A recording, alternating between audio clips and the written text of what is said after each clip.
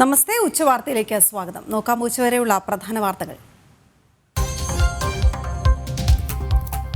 കുമളിയിൽ Israel ദമ്പതിമാരെ അപമാനിച്ച Kashmiri വ്യാപാരിയെ പിരിച്ചുവിടും. Ayaz Ahmed റാത്തറെ പറഞ്ഞയക്കണമെന്ന് police. അന്വേഷണം ആരംഭിച്ച കേന്ദ്ര രഹസ്യാന്വേഷണ വിഭാഗം. സ്ഥലത്തെ കശ്മീരികളുടെ പശ്ചാത്തലം അന്വേഷണ പരിധിയിൽ. പൗരത്വം പരിശോധിക്കണമെന്ന് ടി.പി. സെൻകുമാർ ജനം ടിവിയോട്. ഇതിൽ ആദ്യം തന്നെ ഈ കാശ്മീരിൽ നിന്നവർ എന്ന് പറയുന്നത് വാസ്തവത്തിൽ ഇന്ത്യൻ പൗരന്മാരാണോ അതല്ലെങ്കിൽ ഇന്ത്യക്ക് പുറത്തുള്ളവരാണോ എന്നുകൂടി വെരിഫൈ ചെയ്യേണ്ടതാണ്. ഇതിപ്പോ കോളത്തും എല്ലാം ഒരു നിറഞ്ഞിരിപ്പുണ്ട്. അപ്പൊ ഇതൊരു മറ്റൊരു സ്ലീപ്പിംഗ് സെല്ലിന്റെ ഭാഗമാണോ എന്നുകൂടി ഇതിന്റെ ഭാഗമായിട്ട് തന്നെ അന്വേഷിക്കേണ്ടത് ആവശ്യമാണ്. കാരണം അല്ലെങ്കിൽ സാധാരണ നിലയിൽ കച്ചവടം നടത്താൻ വരുന്നിരിക്കുന്ന ആൾക്കാരാണെങ്കിൽ ഈ രീതിയിൽ അങ്ങനെ പെരുമാറേണ്ട ആവശ്യമില്ല. അപ്പൊ അതുകൊണ്ട് ഇതില് അവിടെ വന്നു ഇസ്രായേലുകാരെ അപമാനിക്കുന്ന വിധത്തിൽ പ്രവർത്തിച്ചു. ആശങ്ക നടുവിൽ ബംഗ്ലാദേശ് ഹിന്ദുക്കൾ. ശരീഅത്ത് പിന്തുടരുന്ന തീവ്ര മതരാഷ്ട്രമായി ബംഗ്ലാദേശ്. മതേതരമെന്ന വാക്ക് ഭരണഘടനയിൽ നിന്ന് ഒഴിവാക്കുമെന്ന് അറ്റോർണി ജനറൽ.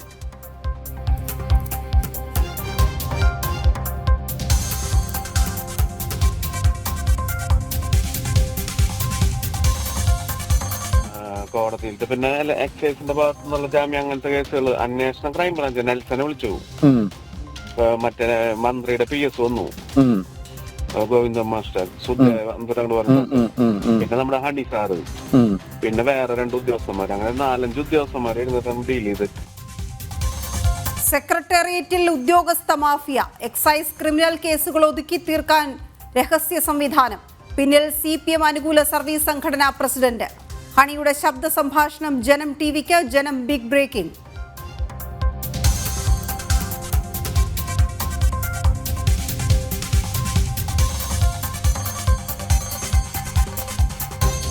വയനാട് ദുരന്തത്തിൽ സംസ്ഥാന സർക്കാരിന് ഹൈക്കോടതിയുടെ രൂക്ഷ വിമർശനം. കൂടുതൽ സഹായം നൽകില്ലെന്ന് കേന്ദ്രം പറഞ്ഞിട്ടില്ലെന്ന് കോടതി. ആവശ്യത്തിന് പണം നൽകിയിട്ടുണ്ടെന്ന് കേന്ദ്രം. ശമ്പളമില്ലാതെ സാംസ്കാരിക സ്ഥാപനങ്ങളിലെ ജീവനക്കാർ. തനതു ഫണ്ടിൽ നിന്നെടുത്ത് ശമ്പളം നൽകണമെന്ന് വിചിത്ര ഉത്തരവ്.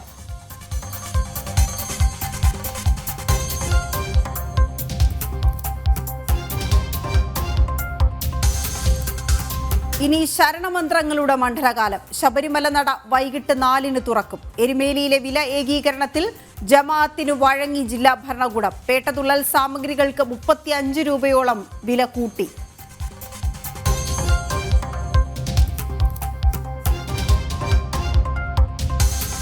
ഗുരുവായൂർ ദേവസ്വം ഭൂമിയിലും വഖഫ് കയ്യേറ്റം. പൊന്നാനി തളി മഹാശിവക്ഷേത്ര ഭൂമി കൈക്കലാക്കി മൗനത്തുൽ ഇസ്ലാം സഭ.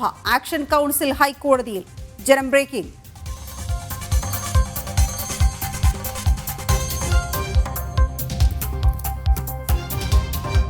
മുനമ്പത്തേത് വഖഫ് ഭൂമി തന്നെയെന്ന് സമസ്ത. കയ്യേറ്റത്തെ പിന്തുണച്ച സമസ്ത സെക്രട്ടറി ഉമർ ഫൈസി മുക്കം.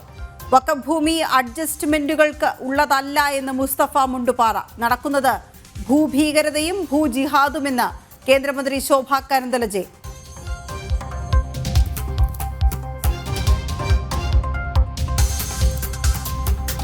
ഇന്ത്യ ദക്ഷിണാഫ്രിക്ക അവസാന T20 ഇന്ന്. മത്സരം രാത്രി 8:30 മുതൽ സെഞ്ചുറിയനിൽ. തോൽക്കാതിരുന്നാൽ ഇന്ത്യക്ക് പരമ്പര. രഞ്ജി ട്രോഫിയിൽ കേരളത്തിനെതിരെ ഒരു ഇന്നിംഗ്സിൽ 10 വിക്കറ്റ് എടുത്ത ഹരിയാന താരം അൻഷുൽ കാംബോജ്.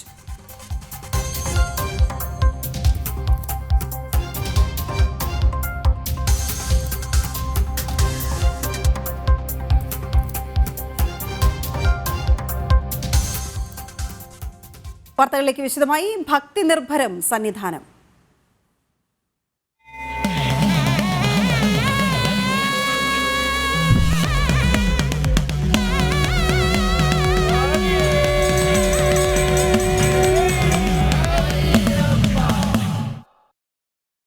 ശബരിമലയിൽ മണ്ഡല മകരവിളക്ക് തീർത്ഥാടനത്തിന് ഇന്ന് തുടക്കമാകും. ഭക്തരെ പമ്പയിൽ നിന്ന് സന്നിധാനത്തേക്ക് ഉടൻ കടത്തിവിടും. വൈകിട്ട് 4 മണിക്ക് തന്ത്രിമാരായ കണ്ഠരര് രാജീവര്, കണ്ഠരര് ബ്രഹ്മദത്തൻ എന്നിവരുടെ സാന്നിധ്യത്തിൽ മേൽശാന്തി PN മഹേഷ് നമ്പൂതിരി നട തുറക്കും. വിവരങ്ങളുമായി കിരൺകുമാർ പമ്പയിൽ നിന്ന് ചേരുന്നു. കിരൺ, പമ്പയിലേക്ക് നേരത്തെ തന്നെ ഭക്തരെ കടത്തിവിടുന്നുണ്ടായിരുന്നു. അയ്യപ്പന്മാരെ അവിടെ നിന്ന് എപ്പോഴാണ് സന്നിധാനത്തേക്ക് കടത്തിവിടുക, മല കയറാൻ അനുവദിക്കുക? വിവരങ്ങൾ എന്താണ്?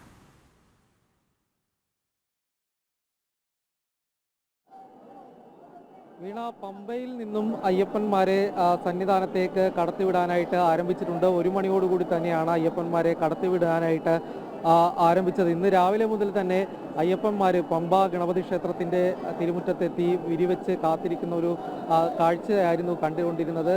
ക്ഷേത്ര നട തുറക്കുന്നതിന് മുന്നോടിയായിട്ട് 1 മണിയോടുകൂടി അയ്യപ്പന്മാരെ കടത്തിവിടും എന്നുള്ളൊരു കാര്യമാണ് നേരത്തെ പോലീസ് അറിയിച്ചിരുന്നത്. അതേ രീതിയിൽ തന്നെ 1 മണി ആയതോടുകൂടി തന്നെ അയ്യപ്പന്മാരെ കടത്തിവിടാൻ തുടങ്ങിയിട്ടുണ്ട്. ആ ദൃശ്യങ്ങളാണ് ഇപ്പോൾ ഏതായാലും നമ്മൾ കണ്ടുകൊണ്ടിരിക്കുന്നത്. 5 കൗണ്ടറുകളാണ് പ്രധാനമായിട്ടും ഈ പമ്പ ഗണപതി ക്ഷേത്രത്തിന് സമീപമായിട്ട് ഒരുക്കിയിരിക്കുന്നത്. അതായത് വെർച്വൽ ക്യൂ വഴി ഉള്ള ബുക്കിംഗ് ചെയ്തിട്ടുള്ള കാര്യങ്ങൾ പരിശോധിച്ചതിന് ശേഷം പിന്നീട് അയ്യപ്പന്മാരെ സുരക്ഷാ പരിശോധനകൾ കൂടി പൂർത്തിയാക്കി സന്നിധാനത്തേക്ക് കടത്തിവിടുന്ന കാര്യങ്ങൾക്ക് വേണ്ടി പ്രധാനമായിട്ടും 5 കൗണ്ടറുകളാണ് ഏതായാലും ഈ ഗണപതി ക്ഷേത്രത്തിൻ്റെ സമീപത്തായിട്ട് ഒരുക്കിയിരിക്കുന്നത്. ഈ കൗണ്ടറുകൾക്ക് മുന്നിൽ രാവിലെ മുതൽ തന്നെ അയ്യപ്പന്മാരെത്തി കാത്തിരിക്കുകയായിരുന്നു.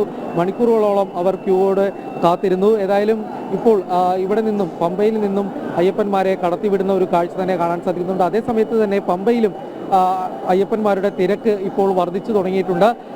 അവിടെ നടപ്പന്തലിലേക്ക് അടക്കം അയ്യപ്പന്മാരെത്തുന്നുണ്ട്. ഏതായാലും വരും മണിക്കൂറുകളിൽ ശബരിമലയിലേക്ക് വലിയൊരു ഭക്തജന പ്രവാഹം തന്നെ ഉണ്ടാകുമെന്ന് വേണം മനസ്സിലാക്കാൻ. ഏതായാലും ഇപ്പോൾ അയ്യപ്പന്മാരെ മല ചവിട്ടാനായിട്ട് അനുമതി പോലീസ് നൽകിയിരിക്കുകയാണ്. അവർ ഇവിടെ നിന്നും അതായത് സുരക്ഷാ പരിശോധന, വെർച്വൽ ക്യൂ പരിശോധനയൊക്കെ പൂർത്തിയാക്കി നേരെ സന്നിധാനത്തേക്ക് കടക്കുന്ന ഒരു ദൃശ്യങ്ങളാണ് ഇപ്പോൾ കണ്ടുകൊണ്ടിരിക്കുന്നത്. വീണ, അടിസ്ഥാന സൗകര്യങ്ങളുടെ അഭാവം ഒരുപാടുണ്ട്, ഇതെല്ലാം അറിയാവുന്നതുമാണ്. പക്ഷെ ഇന്നു മുതൽ അങ്ങോട്ട് നമുക്കറിയാം വെർച്വൽ ക്യൂ അടക്കം പൂർണ്ണമായും ബുക്ക് ചെയ്തിരിക്കുകയാണ്. അത് കൂടാതെയാണ് സ്പോട്ട് ബുക്കിങ്ങും ഉള്ളത്. അപ്പോൾ പമ്പയിൽ പക്ഷേ എങ്ങനെയായിരുന്നു ഭക്തരുടെ വികാരം?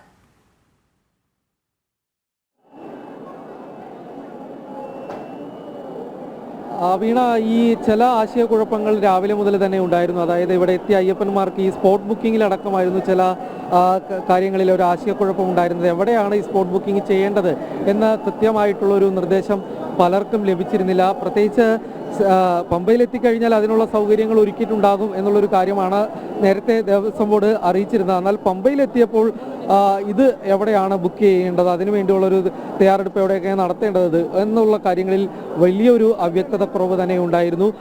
അതുകൊണ്ട് ആദ്യം രീതിയിൽ ഇവിടെ എത്തിയ പല അയ്യപ്പന്മാർ, അത് പ്രത്യേകിച്ച് മലയാളികൾ മാത്രമല്ല അയ്യപ്പന്മാർ മാത്രമല്ല മറ്റ് സംസ്ഥാനങ്ങളിൽ നിന്ന് എത്തിയിട്ടുള്ള അയ്യപ്പന്മാരടക്കം ഈ കാര്യങ്ങളിൽ വലിയൊരു ആശയക്കുഴപ്പം അവർക്ക് ഉണ്ടായിരുന്നു. ഏതായാലും ഇപ്പോൾ നേരത്തെ ദേവസ്വം ബോർഡ് ഇത് സംബന്ധിച്ച് കുറച്ചുകൂടി ഒരു വ്യക്തത വരുത്തിയിരിക്കുകയാണ്.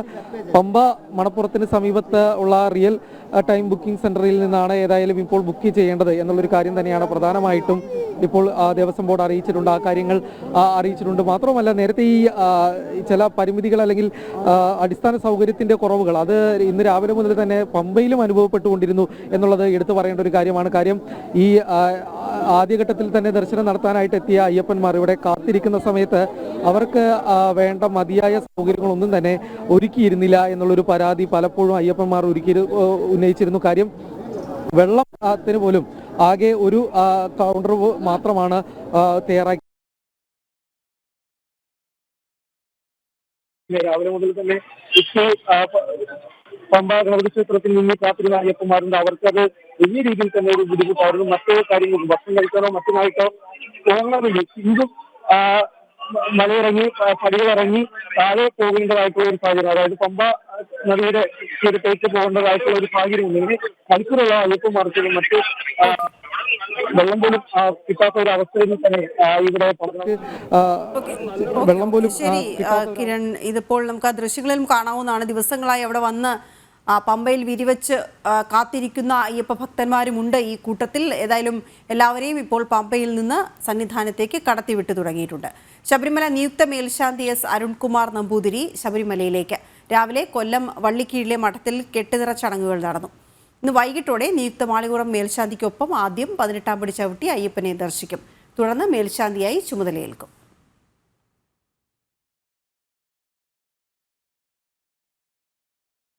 ശബരിമല തീർത്ഥാടനം ആചാരാനുഷ്ഠാനങ്ങൾ പൂർണ്ണമായും പാലിച്ചുകൊണ്ടാവണമെന്ന് മാളികപ്പുറം നിയുക്ത മേൽശാന്തി ടി വാസുദേവൻ നമ്പൂതിരി. സമാധാനപരവും സുഖകരവുമായ ദർശനം എല്ലാവർക്കും ഉണ്ടാകട്ടെ എന്ന് പ്രാർത്ഥിക്കുന്നുവെന്നും അദ്ദേഹം പറഞ്ഞു. ശബരിമലയിലേക്കുള്ള യാത്രാമധ്യേ എരുമേലി ശ്രീ ധർമ്മശാസ്ത്ര ക്ഷേത്രത്തിൽ ദർശനം നടത്തുകയായിരുന്നു അദ്ദേഹം. എരുമേലിയിൽ നിന്ന് മിഥുൻ അയ്യപ്പൻ തയ്യാറാക്കിയ റിപ്പോർട്ട്. കാലം ആരംഭിക്കാനിരിക്കുകയാണ്. ഇനി മണിക്കൂറുകൾ മാത്രമേ ബാക്കിയുള്ളൂ. ശബരിമല ക്ഷേത്രത്തിലും സന്നിധാനത്തിലും പരിസരത്തുമെല്ലാം അതിൻ്റെ ഒരുക്കങ്ങളെല്ലാം തന്നെ പൂർത്തിയായിക്കൊണ്ടിരിക്കുകയാണ്. നമ്മോടൊപ്പം ഉള്ളത് ഇപ്പോൾ മാളികപ്പുറം മേൽശാന്തി നമ്മോടൊപ്പം ചേരുകയാണ്. അദ്ദേഹം ശബരിമലയ്ക്കുള്ള യാത്രാമധ്യയാണ് ഇപ്പോൾ എരുമേലി ശ്രീധർമ്മശാസ്താ ക്ഷേത്രത്തിൽ എത്തിയിരിക്കുകയാണ്. വലിയൊരു പുണ്യമായി ഈശ്വരൻ്റെ ഇച്ഛയായി തന്നെയാണ് കരുതുന്നത് എന്നാണ് ഈ തെരഞ്ഞെടുക്കപ്പെട്ടതിന് ശേഷം പ്രതികരിച്ചത്. എന്താണ് ഇപ്പോൾ ശബരിമലയിലേക്കുള്ള ഇനി കുറച്ച് മണിക്കൂറുകൾ മാത്രമേ ബാക്കിയുള്ളൂ ആ പുണ്യ സങ്കേതത്തിലേക്ക് എത്താൻ? വളരെയധികം സന്തോഷം. ഇത് നേരെ പോയിക്കൊണ്ടിരിക്കുകയാണ്. എല്ലാ വർഷവും 5 മണിക്കാണ് തുറക്കുന്നത്. ഈ വർഷം 4 മണിക്ക് തുറക്കാൻ തീരുമാനിച്ച ദേവസ്വം ബോർഡ്. അതിന് മുമ്പ് അവിടെ എത്തണം. ഇനിയിപ്പോൾ പോകുന്ന വഴിക്ക് ഒരു സ്ഥലത്ത് പോയിട്ട് അന്നദാന മണ്ഡപത്തിൽ ഒരു ദീപം കൊളുത്തിയിട്ട് വേണം. അവിടെ ശബരിമല മേൽശാന്തി എന്നെ കാത്തിരിക്കുന്നുണ്ട്. അങ്ങനെ 2 പേരും കൂടിയാണ് തുടർന്നുള്ള യാത്ര. എല്ലാ ഭക്തന്മാർക്കും യാതൊരു ബുദ്ധിമുട്ടില്ലാത്ത രീതിയിൽ ഈ വർഷം നല്ലൊരു സുഗമമായ വരട്ടെ എന്ന് മാത്രം പ്രാർത്ഥിച്ചു. 1 മണിക്കൂർ കൂടി കൂടുതൽ കിട്ടിയെന്നുള്ളൊരു സന്തോഷം കൂടി ഉണ്ടാവില്ലേ? 1 മണിക്കൂർ കൂടി ഭക്തർക്ക് നേരത്തെ തൊഴാനുള്ള സൗകര്യം ചെയ്ത് കൊടുത്തു. എനിക്കും അതെ 1 മണിക്കൂർ നേരത്തെ അവിടെ മാളികപ്പുറത്ത് കയറിയിട്ട് എന്നെ കലശാടി മേൽശാന്തി 1 മണിക്കൂർ കൊണ്ട് കിട്ടി. നാളെ മുതൽക്ക് രാവിലെ 3 മണി മുതൽക്ക് ഉച്ചയ്ക്ക് 1 മണി വരെയും ഉച്ചയ്ക്ക് 3 മണി വരെ രാത്രി 11 മണി വരെയും 18 മണിക്കൂർ നീണ്ട ദർശനമാണ് ഭക്തർക്ക് ലഭിക്കാൻ പോകുന്നത്. എങ്ങനെയാണ് ഭക്തരോടുള്ള ഒരു സന്ദേശമായിട്ട് എന്താ നൽകാനുള്ളത് ഈ ഒരു മണ്ഡലകാലം ആരംഭിക്കാനിരിക്കുക? ക്ഷേത്രാചാരാനുഷ്ഠാനങ്ങൾ പാലിച്ചുകൊണ്ട് ശബരിമലയിലത്തെ എല്ലാ ആചാരാനുഷ്ഠാനങ്ങളും പാലിച്ചുകൊണ്ട് വളരെ ഭയഭക്തിമാനത്തോടുകൂടി ക്ഷേത്രത്തിൽ വരിക, ദർശനം നടത്തുക. ഇത് മാത്രമേ പറയാനുള്ളൂ. തീർച്ചയായിട്ടും അദ്ദേഹം അതിൻ്റെ തിരക്കിലേക്ക് നീങ്ങുകയാണ്. അദ്ദേഹം യാത്രാമധ്യയാണ് ഇപ്പോൾ എരുമേലി ശ്രീധർമ്മശാസ്താ ക്ഷേത്രത്തിലേക്ക് എത്തിയത്. ആചാരാനുഷ്ഠാനങ്ങൾ പൂർണ്ണമായും പാലിച്ചുകൊണ്ടൊരു തീർത്ഥാടനം നടത്താൻ എല്ലാ ഭക്തരും ശ്രമിക്കണമെന്നുള്ള ഒരു സന്ദേശമാണ് അദ്ദേഹം വ്യക്തമാക്കിയത്. ഏതായാലും ഏറ്റവും സമാധാനപരവും സന്തുഷ്ടപരവുമായിട്ടുള്ള ഒരു തീർത്ഥാടന കാലം ഉണ്ടാകട്ടെ എന്ന് തന്നെ അദ്ദേഹം പ്രാർത്ഥിക്കുന്നു. ക്യാമറമാൻ ഹരികൃഷ്ണനൊപ്പം മിഥുൻ അയ്യപ്പൻ, എരുമേലി. തിരക്ക് കൂടിയതിനാൽ ചെറിയ കാലതാമസം വന്നാലും ശബരിമലയിൽ എത്തുന്ന എല്ലാവർക്കും ദർശനം ഉറപ്പാക്കുക എന്നതാണ് ലക്ഷ്യമെന്ന് ADGP S ശ്രീജിത്ത് ജനം ടിവിയോട്. 18ാം പടിയിൽ ഉൾപ്പെടെ പരിചയസമ്പത്തുള്ള ഉദ്യോഗസ്ഥരെ നിയോഗിച്ചിട്ടുണ്ട്. കഴിഞ്ഞ തവണയുണ്ടായ ഭക്തജനങ്ങളുടെ പരാതികൾ പരിഹരിച്ച് മുന്നോട്ടു പോകും. വിവിധ ബാച്ചുകളായി തിരിച്ച് തിരക്ക് നിയന്ത്രിക്കും. ഭക്തർക്ക് വേണ്ട സഹായങ്ങൾ ലഭ്യമാക്കുമെന്നും ADGP S ശ്രീജിത്ത് IPS അറിയിച്ചു. മണ്ഡലകാലത്ത് ശബരിമലയിൽ പോലീസിന്റെ ഏകോപന ചുമതലയുള്ള chief police coordinator ADGP S Sreejith sir ജനഡിയോടൊപ്പം ചേരുകയാണ്. സർ, ഇത്തവണ ഈ മണ്ഡലകാലത്ത് നിരവധി ഭക്തർ ഇങ്ങോട്ടേക്ക് എത്തുന്നുണ്ട്. എങ്ങനെയാണ് പോലീസിന്റെ ഒരു പ്രവർത്തനം? പോലീസ് ഭക്തർക്ക് വേണ്ട സൗകര്യങ്ങൾ ചെയ്തു കൊടുക്കാനായിട്ട് പൂർണ്ണമായ ബന്ദോബസ്ത് തയ്യാറാക്കിയിട്ടുണ്ട്. ഏകദേശം 14,000-ഓളം പോലീസുകാരെ ഈ മണ്ഡല മകരവിളക്ക് സീസണിൽ നമ്മളോട് ജോലിക്ക് വിനിയോഗിക്കുന്നുണ്ട്. അതുകൂടാതെ നമ്മൾ സാധാരണയിൽ കവിഞ്ഞ് നമ്മൾ ഈ ഡ്യൂട്ടി പോയിന്റ്സ് കൃത്യമായിട്ട് കൊടുക്കുന്ന ഒരു ആപ്പ് തന്നെ ഇപ്പോൾ തയ്യാറാക്കിയിട്ടുണ്ട്. അപ്പോൾ അതനുസരിച്ച് പോലീസുകാർക്ക് ഒരു കൺഫ്യൂഷനും വരാത്ത രീതിയിലാണ് എല്ലാം തയ്യാറാക്കിയിരിക്കുന്നത്. പക്ഷേ ഇത്തവണ മുമ്പുള്ളതിനേക്കാൾ കൂടുതലായിട്ട് വളരെ വ്രതശുദ്ധിയോടുകൂടി ഒരുപാട് ഭക്തജനങ്ങൾ നേരത്തെ കൂട്ടി തയ്യാറെടുത്ത് തീർത്ഥാടനത്തിന് വേണ്ടി വരുന്നു എന്നാണ് മനസ്സിലാക്കുന്നത്. കാരണം ഇപ്പോൾ ഈ ഫേസിൽ 1ാമത്തെ ഫേസ് ഇപ്പം ഇന്ന് തുടങ്ങി ഈ മാസം 30 വരെയാണ്. എല്ലാ ദിവസവും എല്ലാ സ്ലോട്ട്സും, അതായത് ഓൺലൈൻ ബുക്കിംഗ് ഫില്ലായി കഴിഞ്ഞു. ഇപ്പോൾ സാധാരണ കഴിഞ്ഞ കൊല്ലമൊന്നും അങ്ങനെ ഉണ്ടായിട്ടില്ല. കഴിഞ്ഞ കൊല്ലം ആദ്യത്തെ ദിവസം ആരും ബുക്ക് ചെയ്തിരുന്നില്ല, 15ാം തീയതി. ഇത്തവണ ഒരു നേരം മാത്രം തുറന്നിട്ട് തന്നെ 30,000 പേരോളം ബുക്ക് ചെയ്തിരിക്കുകയാണ്.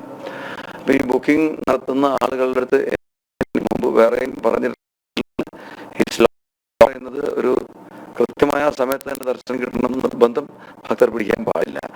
ഭഗവാന് വേണ്ടിയിട്ടും ഈ തീർത്ഥാടനത്തിന് വേണ്ടിയിട്ടും സ്വയം സമർപ്പിച്ച് ഇവിടെ എത്തുന്ന ഭക്തജനങ്ങൾ പോലീസിൻ്റെ അടുത്തും മറ്റ് ഉദ്യോഗസ്ഥരുടെ അടുത്തും സർക്കാർ ഉദ്യോഗസ്ഥരുടെ അടുത്തും എല്ലാവരുടെ അടുത്തും പൂർണ്ണമായി സഹകരിക്കണം. കാരണം വെച്ചാൽ ഈ സമയം നമ്മൾ കൊടുക്കുന്നത് ടെൻറ്റേറ്റീവായിട്ടുള്ളൊരു സമയമാണ്.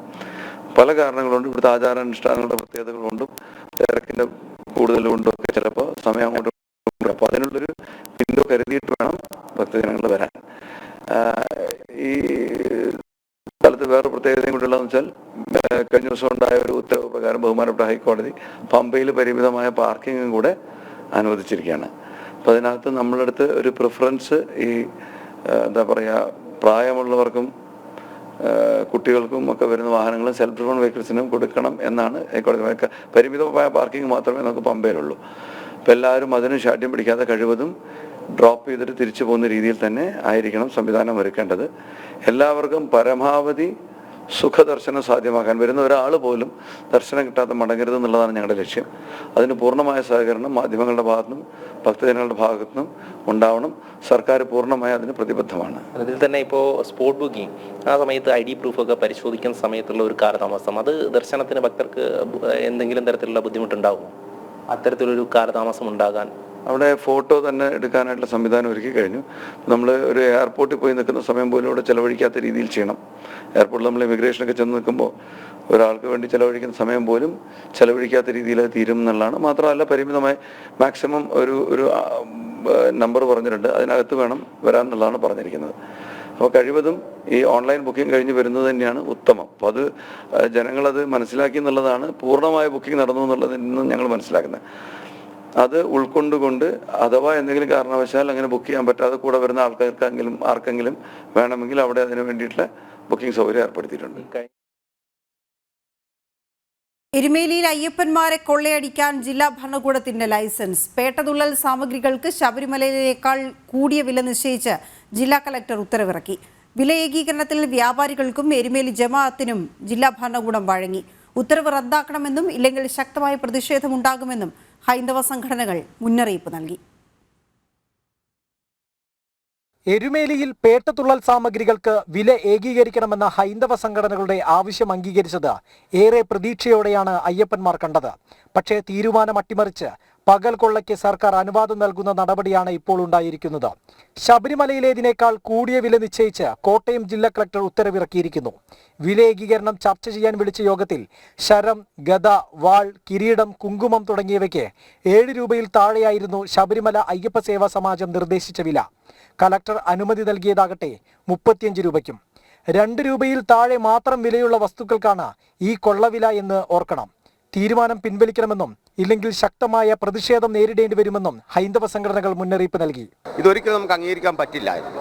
ഇപ്പോൾ ഇറങ്ങിയിരിക്കുന്ന ഓർഡറിൽ തന്നെ പറയുന്നുണ്ട് അയ്യപ്പ സേവാ സമാജം ആവശ്യപ്പെട്ടത് 5 രൂപയെന്നും ദേവസ്വം ബോർഡ് നിശ്ചയിച്ചേക്കുന്ന തുക 10 രൂപയെന്നും വ്യാപാരികൾ ആവശ്യപ്പെട്ട 50 രൂപയെന്നും കളക്ടർ നിശ്ചയിക്കുന്ന തുക 35 രൂപയെന്നും 90 പൈസ പോലും ചെലവില്ലാത്ത കമ്മ്യൂണിസ്റ്റ് പച്ചയിൽ ഉണ്ടാക്കുന്ന ഒരടി പോലും ഇല്ലാത്തൊരു കമ്പിൻ്റെ വിലയാണ് 35 രൂപ. ഇത് സത്യം പറഞ്ഞാൽ അയ്യപ്പന്മാരെ വീണ്ടും ചൂഷണത്തിന് വിധേയമാക്കുവാൻ വേണ്ടി കളക്ടറുടെ നിർദ്ദേശം ഉണ്ടെന്നുള്ള ഇതിൽ ഇതിൻ്റെ ഇരട്ടിയായിട്ട് മേടിക്കാം. നമ്മൾ അതിൻ്റെ ബാക്കിയുള്ള മുന്നോട്ടുള്ള കാര്യങ്ങൾ സമരങ്ങളോ അതെന്താണെന്നുള്ളത് ഇന്ന് ആലോചിച്ച് അതിന് ബാക്കിയുള്ള കാര്യങ്ങൾ തീരുമാനിക്കും. വില ഏകീകരണം നടപ്പാക്കരുതെന്ന് എരുമേലി ജമാഅത്ത് നിലപാടെടുത്തിരുന്നു.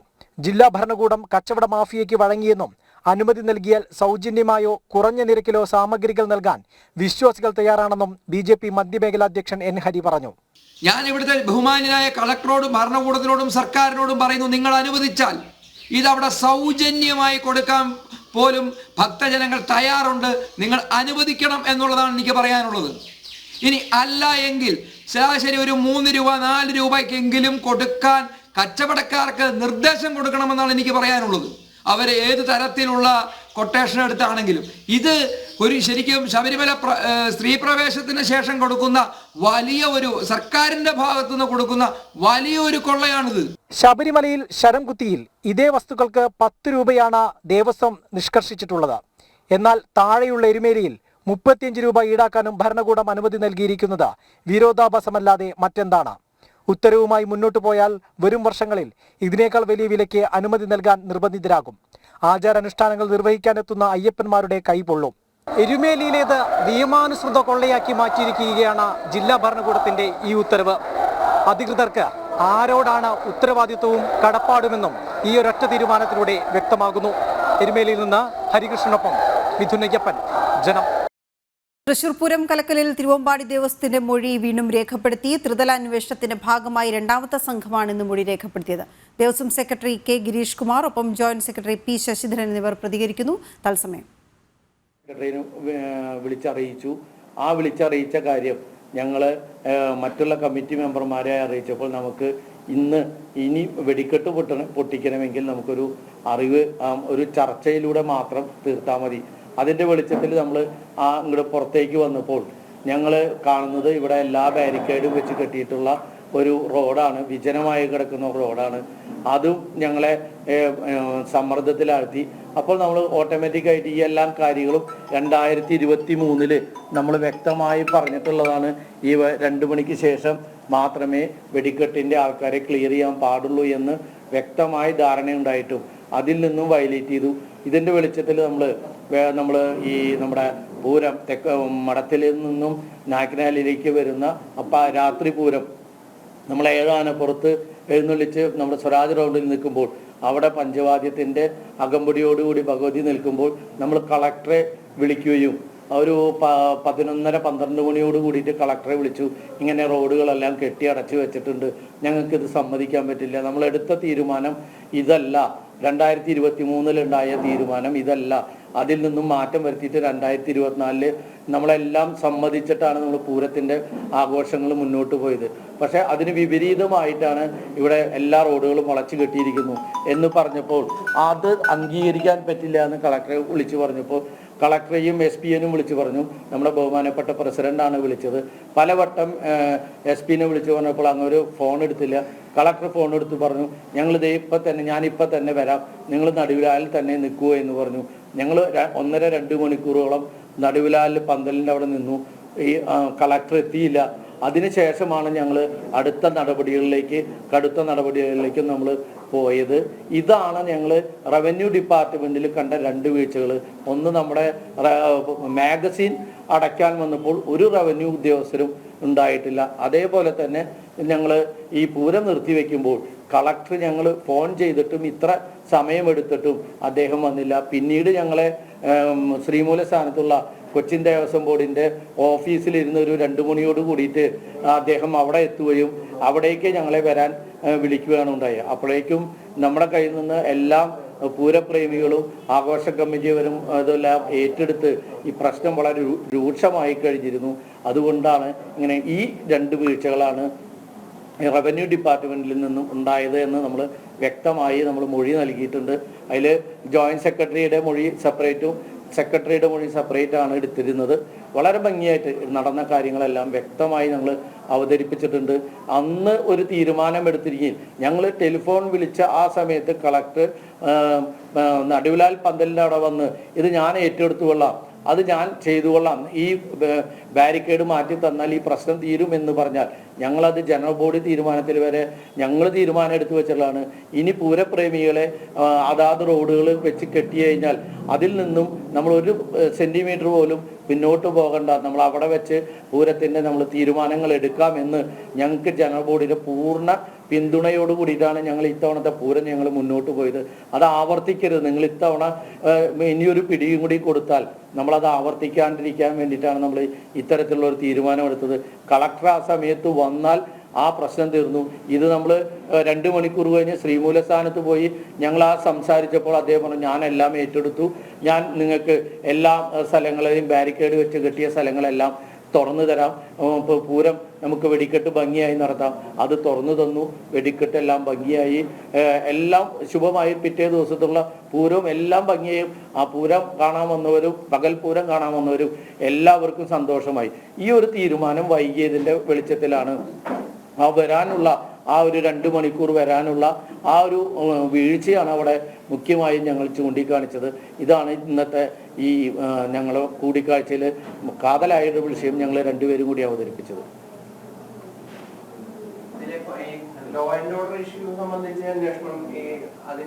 ഇല്ല, ലോ ആൻഡ് ഓർഡർ ഇതിൽ പറഞ്ഞിട്ടില്ല. ഇതിൽ വെറും റവന്യൂ ഡിപ്പാർട്ട്മെന്റിന് പറ്റിയിട്ടുള്ള വീഴ്ചകൾ എന്താണ് എന്നാണ്. അതറിയില്ല. പിന്നെ അതിനെ സ്പ്ലിറ്റ് ചെയ്തിട്ടുണ്ടോന്ന് അറിയില്ല. അതിനെ സ്പ്ലിറ്റ് ചെയ്തിട്ടുണ്ടെങ്കിൽ അതായിരിക്കും. ഇവരുടെ ചോദ്യം റവന്യൂ ഡിപ്പാർട്ട്മെന്റിൽ നിന്നുള്ള എന്തെങ്കിലും വീഴ്ചകൾ ഉണ്ടായിട്ടുണ്ടോ, അത് മാത്രമാണ് ഉള്ളത്. പോലീസിനെ ചോദിച്ചിട്ടില്ല. ഇതില് ലോ ആൻഡ് ഓർഡർ അല്ല, അവരിത് മാത്രമേ ചോദിക്കുള്ളൂ എന്ന് പറഞ്ഞു. നമ്മളെല്ലാ വിഷയങ്ങളും പറഞ്ഞു. ലോ ആൻഡ് ഓർഡർ ഡിപ്പാർട്ട്മെന്റിന്റെ ഭാഗമായിട്ട് തന്നെയാണ് ഇത്. പക്ഷെ ഇവരന്വേഷിക്കുന്നത് റവന്യൂ ഡിപ്പാർട്ട്മെന്റിന്റെ കയ്യിലുള്ള വീഴ്ചയാണ് ഇവരന്വേഷിച്ചത്. അതിന്റെ കാര്യമാണ് ഞങ്ങൾ വിവരിച്ചത്. ഒന്നും ഉണ്ടാവില്ല, തീരുമാനം ഉണ്ടായത്. ഒറ്റൊരു ഇൻസിഡന്റ്, ആ ഒരു ഒറ്റ ഇൻസിഡന്റ് അതിൽ അവസാനിച്ചേനെ.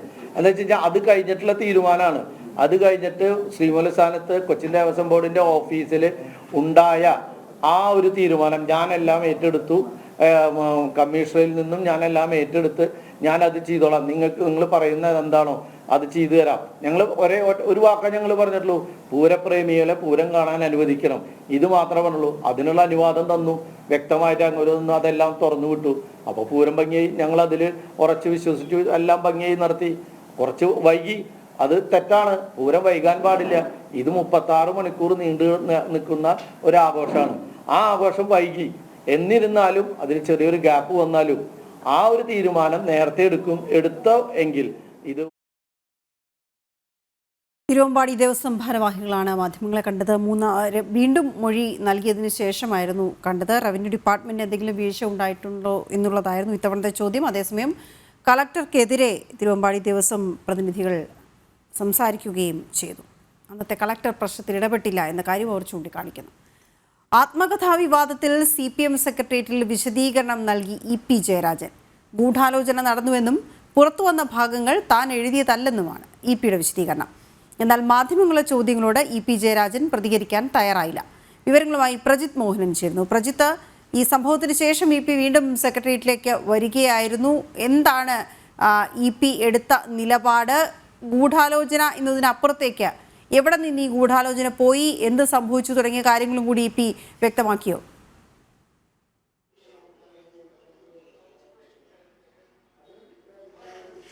വീണ, അങ്ങനെ ഒരു വിശദീകരണത്തിലേക്ക് EP ജയരാജൻ കടന്നില്ല എന്നുള്ളതാണ് നമുക്ക് മനസ്സിലാക്കാൻ കഴിയുന്നത്. നമുക്ക് ലഭ്യമാകുന്ന വിവരമനുസരിച്ച്, ഇപ്പോൾ ലഭ്യമാകുന്ന വിവരമനുസരിച്ച് തനിക്കെതിരെ ഒരു ഗൂഢാലോചന ഉണ്ടായിട്ടുണ്ട്.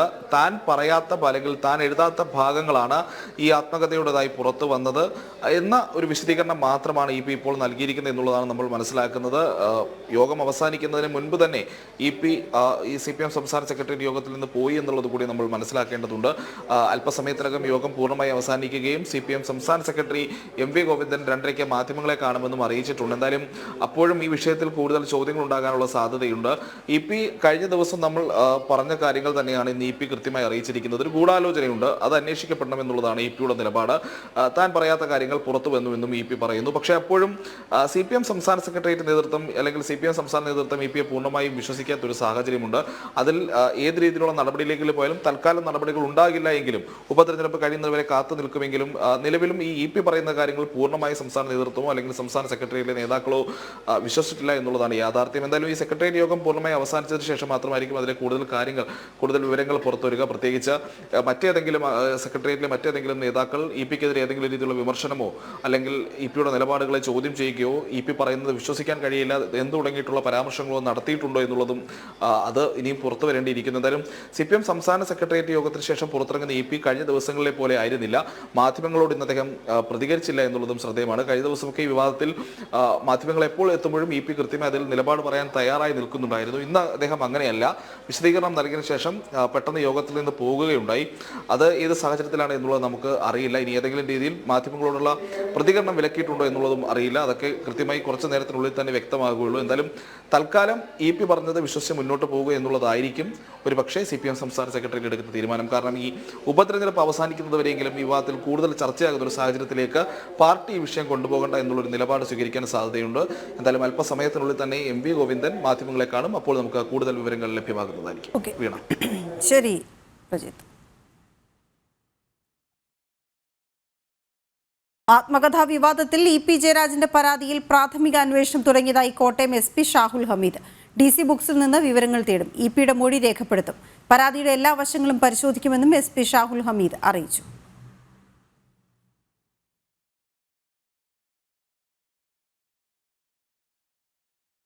ക്രിമിനൽ കേസുകൾ ഒതുക്കി തീർക്കാൻ സെക്രട്ടേറിയറ്റ് കേന്ദ്രീകരിച്ച് ഉദ്യോഗസ്ഥ മാഫിയ സംഘം.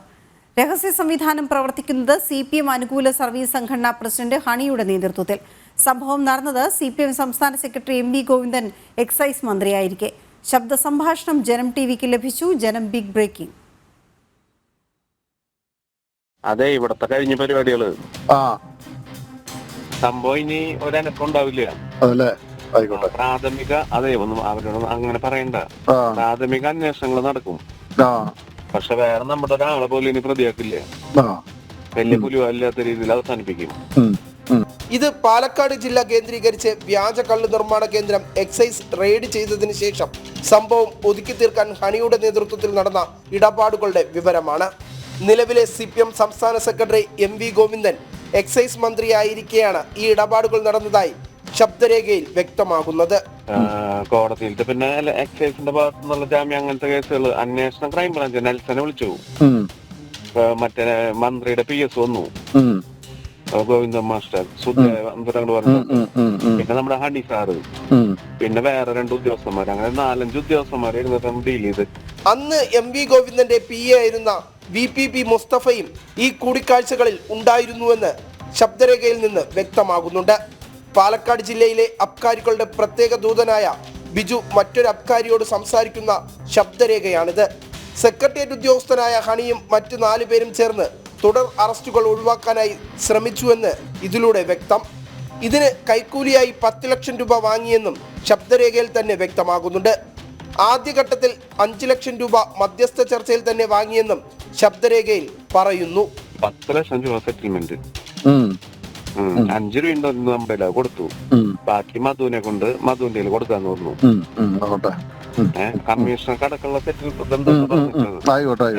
സാമ്പത്തികത്തിന്റെ കാര്യം ഒന്നും പറയണ്ടാ, നമ്മ പറഞ്ഞു. നമ്മ ഇനി ഒരു കുഴപ്പം അപ്പൊ പറഞ്ഞു, ഞാൻ തിങ്കളാഴ്ച അപ്പൊ മന്ത്രിയുടെ PS വിളിച്ചിട്ട് പറഞ്ഞു, പ്രാഥമിക അന്വേഷണങ്ങളുടെ പോയിട്ട് മൊഴി കൊടുക്കുക, വേറെ ഇനി യാതൊരു ഇഷ്യൂ ഇല്ല. 5 രൂപ കൊടുത്തു, കാശ് മേടിച്ചല്ലോ, പിന്നെ നമുക്ക് ആധികാരികമായിട്ട് പറയാലോ.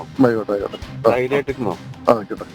ഇടത് സംഘടനാ നേതാവും അബ്കാരിയും അടുത്ത ബന്ധമുള്ള വ്യക്തികളാണെന്ന് ശബ്ദരേഖയിൽ തെളിയുന്നുണ്ട്. AKG സെന്റർ നേരിട്ട് നിയന്ത്രിക്കുന്ന സെക്രട്ടേറിയറ്റ് ലോക്കൽ കമ്മിറ്റി സെക്രട്ടറിയും കൂടിയാണ് ഹണി. ആക്രി വസ്തുക്കൾ സെക്രട്ടേറിയറ്റിൽ നിന്ന് കടത്തി 25 ലക്ഷം രൂപ നഷ്ടം വരുത്തിയ കേസിൽ പ്രതിയായ ഹണിയെ രക്ഷപ്പെടുത്താനുള്ള ശ്രമമാണ് CPM നേതാക്കൾ ഇപ്പോൾ നടത്തുന്നത്. ഈ ശബ്ദരേഖ സംബന്ധിച്ചുള്ള കൃത്യമായ അന്വേഷണം നടന്നാൽ മുൻ എക്സൈസ് മന്ത്രിയായിരുന്ന CPM സംസ്ഥാന സെക്രട്ടറി MV ഗോവിന്ദനും മറുപടി പറയേണ്ടി വരുമെന്ന കാര്യത്തിൽ സംശയമില്ല. വിനീഷ്, ജനം, തിരുവനന്തപുരം. ഇടുക്കി കുമളിയിൽ ഇസ്രയേൽ സഞ്ചാരിയെ കശ്മീരി വ്യാപാരികൾ അപമാനിച്ച സംഭവത്തിൽ പോലീസിന് ഗുരുതര വീഴ്ച. സംഭവസ്ഥലത്ത് എത്താനോ കേസെടുക്കാനോ പോലീസ് തയ്യാറായില്ല.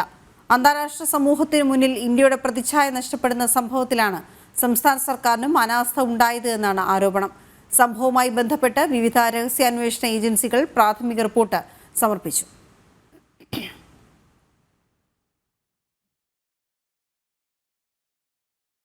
കുമളിയിൽ ഇസ്രയേൽ സഞ്ചാരികളെ അപമാനിച്ച സംഭവത്തിൽ കശ്മീരി വ്യാപാരികളെന്ന് പറയുന്നവരുടെ പൗരത്വം പരിശോധിക്കണമെന്ന് മുൻ DGP TP സെൻകുമാർ. അവർ കച്ചവട ഉദ്ദേശത്തോടെയാണോ എത്തിയതെന്ന് പരിശോധിക്കണം. ഇവർക്ക് പിന്നിൽ ആരെന്ന് കണ്ടെത്തണം. ഇത്തരക്കാരെ നിരീക്ഷിക്കണം. വഖഫ് അധിനിവേശം കേരളത്തിൽ വ്യാപകമാകുന്ന സാഹചര്യത്തിലാണ് ഇത്തരമൊരു സംഭവം ഉണ്ടായിരിക്കുന്നത്. ഇത്തരക്കാരെ പിന്തുണയ്ക്കുന്നത് കേരളത്തിൽ ദേശീയതയുമായി വിഘടിച്ചു നിൽക്കുന്ന ഒരു വിഭാഗമാണെന്നും TP സെൻകുമാർ ജനം TVയോട് പറഞ്ഞു. ഇതിൽ ആദ്യം തന്നെ ഈ കാശ്മീരിൽ നിന്നവർ എന്ന് പറയുന്നത് വാസ്തവത്തിൽ ഇന്ത്യൻ പൗരന്മാരാണോ അതല്ലെങ്കിൽ ഇന്ത്യക്ക് പുറത്തുള്ളവരാണോ എന്നുകൂടി വെരിഫൈ ചെയ്യേണ്ടതാണ്. അതിപ്പോ കോളത്തും എല്ലാം ഒരു നിറഞ്ഞിരിപ്പുണ്ട്. അപ്പൊ ഇതൊരു മറ്റൊരു സ്ലീപ്പിംഗ് സെല്ലിന്റെ ഭാഗമാണോ എന്നുകൂടി ഇതിന്റെ ഭാഗമായിട്ട് തന്നെ അന്വേഷിക്കേണ്ടത് ആവശ്യമാണ്. കാരണം അല്ലെങ്കിൽ സാധാരണ നിലയിൽ കച്ചവടം നടത്താൻ വരുന്നിരിക്കുന്ന ആൾക്കാരാണെങ്കിൽ ഈ രീതിയിൽ അങ്ങനെ പെരുമാറേണ്ട ആവശ്യമില്ല. അപ്പൊ അതുകൊണ്ട് ഇതില് അവിടെ വന്നു ഇസ്രായേലുകാരെ അപമാനിക്കുന്ന വിധത്തിൽ പ്രവർത്തിച്ചു എന്നുള്ളതിലുപരിയായിട്ട് ഇങ്ങനെയുള്ള ഈ കച്ചവടക്കാര് അവിടെ എവിടെയൊക്കെ ഇരിക്കുന്നവര്, കോവളത്തിരിക്കുന്നവര്, അതുപോലെ ഇതുപോലെ ഇപ്പൊ ഇന്നലെ സംഭവം നടന്ന സ്ഥലത്തുണ്ടായിരുന്നവര്, അതേപോലെയുള്ളവർക്കൊക്കെ ഇതിൽ കൂടുതലായിട്ടുള്ള ബന്ധങ്ങളുണ്ടോ, പരസ്പര ബന്ധങ്ങളുണ്ടോ എന്ന് കൂടി അന്വേഷിക്കേണ്ടത് ആവശ്യമാണ്. കുമളിയിൽ നടന്നത് സംഭവിക്കാൻ പാടില്ലാത്തതെന്ന് BJP നേതാവ് PC ജോർജ്. പ്രശ്നക്കാരായ കശ്മീരി വ്യാപാരികളെ രാജ്യത്ത് നിന്ന് പുറത്താക്കണമെന്ന് PC ജോർജ് ജനം TVയോട് പ്രതികരിച്ചു. അങ്ങനെ നിഷ്കളങ്കമായി കരുതേണ്ട കാര്യമാണെന്ന് മാത്രമല്ല, അതിന്റെ കാര്യമല്ല എന്ന് മാത്രമല്ല, കുമളിയിലെ മർച്ചന്റ് അസോസിയേഷൻ മാന്യത കാണിച്ചു. പക്ഷെ പോലീസിന്റെ ഭാഗത്ത് ശരിയുണ്ടായില്ല. ഇത്രയും വലിയൊരു വൃത്തികേട് നടത്താനുണ്ടോ? അതായത് ഇസ്രായേലിൽ നിന്ന് വന്ന നമ്മുടെ ടൂറിസ്റ്റ് മേഖലയില് വന്ന ഒരു ഇസ്രായേലിയാണെന്ന് പറഞ്ഞാൽ അവനെ കാക്കാൻ പരട്ടക്കാക്കാന്റെ മുഖം മാറി എന്ന് പറഞ്ഞാൽ അവൻ കാശ്മീർകാരൻ എവിടുത്തുകാരനാണ്, അവനെ അടിച്ച് പുറത്താണെങ്കിൽ കേരളത്തിൽ ഇന്ത്യ രാജ്യത്ത് പുറത്താണ് അവൻ. ഇവിടെ ഈ കാക്കാന്മാരുടെ അഹങ്കാരം കൂടിക്കൊണ്ടിരിക്കുക. അതുകൊണ്ട് ഇങ്ങനെ പറയുന്നത്. ICC ചാമ്പ്യൻസ് ട്രോഫിയിൽ പ്രകോപനവുമായി പാകിസ്ഥാൻ. മത്സരം പാക് അധിനിവേശ ജമ്മുകശ്മീരിൽ നടത്താമെന്ന് പാക് ക്രിക്കറ്റ് ബോർഡ്. അതേസമയം ഇന്ത്യൻ ടീമിനെ പാകിസ്ഥാനിലേക്ക് അയക്കില്ലെന്ന് BCCI അറിയിച്ചിരുന്നു. വിവരങ്ങളുമായി ഗൗതം അനന്തനാരായണൻ ചേരുന്നു. ഗൗതം, എന്താണ് വിവരങ്ങൾ? വീണ, അടുത്ത വർഷം നടക്കാൻ പോകുന്ന ICC ചാമ്പ്യൻസ് ട്രോഫിയുമായി ബന്ധപ്പെട്ട് വലിയ പ്രതിസന്ധി ഇപ്പോൾ നിലനിൽക്കുകയാണ്. പാകിസ്ഥാനിൽ നടക്കുന്നതിനാൽ ഭീകരാക്രമണവും മറ്റും കണക്കിലെടുത്തുകൊണ്ട് പാകിസ്ഥാനിലേക്ക് തങ്ങളുടെ ടീമിനെ അയക്കില്ല എന്ന് BCCI നേരത്തെ തന്നെ അറിയിച്ചിരുന്നു. BCCI ഇതിൽ മുന്നോട്ട് വെച്ച ഒരു നിലപാട് എന്നത് വേണമെങ്കിൽ UAE പോലെയുള്ള, അതായത് പാകിസ്ഥാന് പുറത്തുള്ള മറ്റേതെങ്കിലും ഏഷ്യൻ രാജ്യത്ത് വെച്ച് ഈ ഇന്ത്യയുടെ മത്സരങ്ങൾ നടത്താം എന്നതായിരുന്നു BCCIയുടെ നിലപാട്. എന്നാൽ ഇതിന് പ്രകോപനവുമായാണ് ഇപ്പോൾ പാകിസ്ഥാൻ ക്രിക്കറ്റ് ബോർഡ് ഒരു പ്രസ്താവന നടത്തിയിരിക്കുന്നത്. വേണമെങ്കിൽ ഈ മത്സരം പാക് അധിനിവേശ ജമ്മു കാശ്മീരിൽ നടത്താം എന്ന് പാകിസ്ഥാൻ ക്രിക്കറ്റ് ബോർഡിന്റെ ഭാഗത്ത് നിന്നും ഒരു പ്രതികരണം ഉണ്ടായി. നമുക്കറിയാം, POJK ഭാരതത്തിന്റെ അവിഭാജ്യ ഘടകമാണ്. ഏത് നിമിഷം വേണമെങ്കിലും POJK ഞങ്ങൾ തിരിച്ചു പിടിക്കുമെന്ന പ്രഖ്യാപനം ഭാരതത്തിന്റെ ഭരണകൂടം അടുത്ത കാലത്തൊക്കെ തുടർച്ചയായി നടത്തുന്നുണ്ട്. പ്രത്യേകിച്ച് ജമ്മു കാശ്മീരിൽ നിയമസഭാ തെരഞ്ഞെടുപ്പ് നടക്കുന്ന ഘട്ടങ്ങളിലൊക്കെ POJK തിരിച്ചു പിടിക്കുമെന്ന പ്രഖ്യാപനം ഭാരതം നടത്തിയിരുന്നു. ഇതിനിടയിലാണ് ഇപ്പോൾ POJKയിൽ വേണമെങ്കിൽ ക്രിക്കറ്റ് മത്സരം നടത്താമെന്നൊരു പ്രകോപനം പാകിസ്ഥാന്റെ ഭാഗത്ത് നിന്ന് ഉണ്ടായിരിക്കുന്നത്. എന്തായാലും ഈ ചാമ്പ്യൻസ് ട്രോഫി നടത്തിപ്പ് ഇപ്പോൾ ICCക്ക് വലിയ തലവേദനയായി മാറിയിരിക്കുകയാണ്. കാരണം BCCI മുന്നോട്ട് വെക്കുന്ന നിലപാട് ഭാരതത്തിന്റെ ടീമിനെ ഒരു കാരണവശാലും പാകിസ്ഥാനിലേക്ക് അയക്കില്ല, ഭാരതത്തിന് പുറത്ത് UAEയിലേക്ക് മത്സരം മാറ്റണമെന്നതാണ്. എന്നാൽ പാകിസ്ഥാൻ ക്രിക്കറ്റ് ബോർഡ് ആകട്ടെ ഇത് അംഗീകരിക്കുന്നില്ല. അതിനാൽ ഈ മത്സരം എങ്ങനെ നടത്തും എന്നത് സംബന്ധിച്ചുള്ള വലിയ ആശയക്കുഴപ്പത്തിലേക്ക് ഇപ്പോൾ ICC നീങ്ങുകയാണ്. വീണ. ഓക്കെ, ശരി ഗൗതം.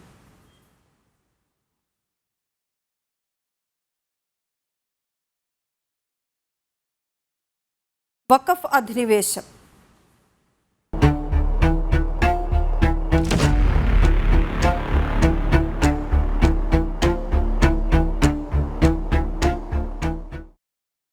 ഗുരുവായൂർ ദേവസ്വം ഭൂമിയും വഖഫ് ബോർഡ് കൈയടക്കിയതായി പരാതി. മലപ്പുറം പൊന്നാനിയിൽ കാഞ്ഞിരമുക്ക് തളി മഹാശിവക്ഷേത്ര ഭൂമിയാണ് വഖഫ് ബോർഡ് കൈക്കലാക്കിയത്. നൂറ്റാണ്ടുകൾ പഴക്കമുള്ള ക്ഷേത്രം നിലനിന്നിരുന്ന ഭൂമി ഇപ്പോൾ ഇസ്ലാം മത പരിവർത്തന സ്ഥാപനമായ മൗനത്തുൽ ഇസ്ലാം സഭയുടെ കീഴിലാണ്. ക്ഷേത്രഭൂമി തിരിച്ചു കിട്ടണമെന്ന ആവശ്യവുമായി ആക്ഷൻ കൗൺസിൽ രൂപീകരിച്ച് ഹൈക്കോടതിയെ സമീപിച്ചിരിക്കുകയാണ് വിശ്വാസികൾ.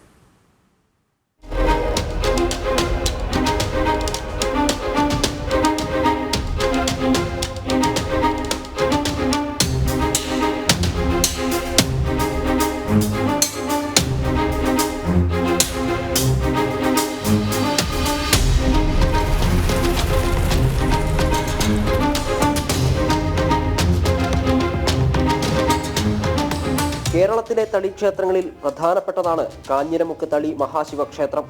19-ാം നൂറ്റാണ്ടിന്റെ തുടക്കത്തിൽ തകർക്കപ്പെട്ട ക്ഷേത്രം ഇപ്പോൾ പൂർണ്ണമായും അപ്രത്യക്ഷമായിരിക്കുകയാണ്. 1990കളിൽ ഈ ഭൂമിയിൽ ക്ഷേത്രാവശിഷ്ടങ്ങൾ കാണാമായിരുന്നെങ്കിൽ ഇന്ന് ആ സ്ഥാനത്ത് ഇസ്ലാം മതപരിവർത്തന സ്ഥാപനമായ മൗനത്തുൽ ഇസ്ലാം സഭയുടെ പ്രവർത്തനമാണ് നടക്കുന്നത്. ഗുരുവായൂർ ദേവസ്വം ഊരാളരായ മല്ലിശ്ശേരി മണിയും കോഴിക്കോട് സാമൂതിരിയും ഭരണനിർവഹണം നടത്തിയ 2 ഏക്കർ 15 സെന്റ് ഭൂമിയാണ് അന്യാധീനപ്പെട്ടതായി പരാതി ഉയർന്നിരിക്കുന്നത്. ക്ഷേത്രഭൂമി വീണ്ടെടുക്കാൻ തളി മഹാദേവ ക്ഷേത്ര ആക്ഷൻ കൗൺസിൽ രൂപീകരിച്ച് കോടതിയെ സമീപിച്ചിരിക്കുകയാണ് വിശ്വാസികൾ. ഞാൻ നേരിട്ട് കണ്ടാണ് ഈ ക്ഷേത്രം. നമുക്ക് തന്നെ അറിയാം, ക്ഷേത്രം ഏകദേശം പൊളിഞ്ഞു കിടക്കുന്നത്. അതിൻ്റെ പഴയ ഓടുകൾ, മാറോടുകളാണ് അതിൻ്റെ മേൽക്കൂരകൾ ഉണ്ടായിരുന്നത്. അത് പൊളിഞ്ഞു കിടക്കുന്നുണ്ട്. അതിൻ്റെ വലിയ ശിലകൾ, കരിങ്കല്ലിൻ്റെ ശില. ഈ പ്രധാന ക്ഷേത്രം എന്ന് പറഞ്ഞാൽ ഈ കരിങ്കല്ലാണ്. അതിൻ്റെ ചുറ്റമ്പലുണ്ട്, പിന്നെ അതിൻ്റെ മതിലുണ്ട്. ഞാൻ കാണുമ്പോൾ ശരിക്കും എൻ്റെ ഈ എന്തെന്ന് പറഞ്ഞിട്ട് പ്രധാന ക്ഷേത്രം പൊളിഞ്ഞു കിടക്കുന്നുണ്ട്. അതിൻ്റെ ചുറ്റമ്പലത്തിൻ്റെ തറകൾ, അങ്ങനെ കുറേ കാര്യങ്ങൾ കിടക്കുന്നുണ്ട്. അതിൻ്റെ കിണറുകളുണ്ട്.